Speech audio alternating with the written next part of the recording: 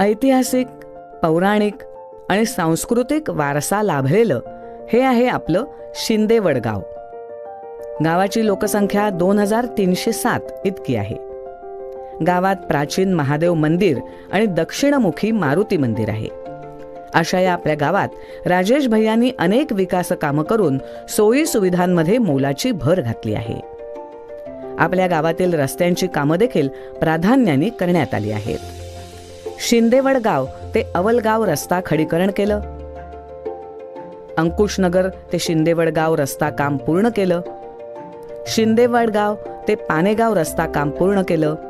या कामांसाठी शासनाच्या वेगवेगळ्या योजनांमधून 52 लाख रुपयांचा निधी आपल्या भैयासाहेबांनी मंजूर करून आणला. तसंच गावात भूमिगत गटारींची कामं 5 लाख रुपये खर्चून करण्यात आली.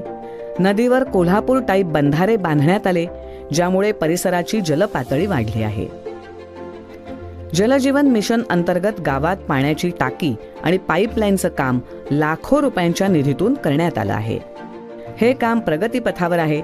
तसंच गावात डॉक्टर बाबासाहेब आंबेडकर सामाजिक सभागृह, जिल्हा परिषद शाळा खोली बांधकाम, अंगणवाडी बांधकाम, सावतामाळी सामाजिक सभागृह परिसरात पेव्हर ब्लॉक बसवण्यात आले आहेत. दलित वस्ती परिसरात हाय मास्ट बसवून परिसर लखलखीत करण्यात आला आहे. या सर्व कामांसाठी सुमारे 30 लाख रुपयांचा निधी खर्च करण्यात आला आहे. माणसाचा जिथे शेवटचा मुक्काम असतो त्या स्मशानभूमीचं बांधकाम करून तो परिसरही सुशोभित करण्यात आला आहे. आपल्या छोट्याशा टुमदार गावात आपल्या भैयासाहेबांनी विविध विकास कामं केली आहेत.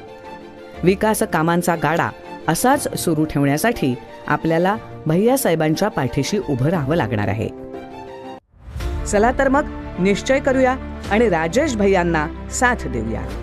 राजेश भैयांना साथ म्हणजे विकासाला साथ.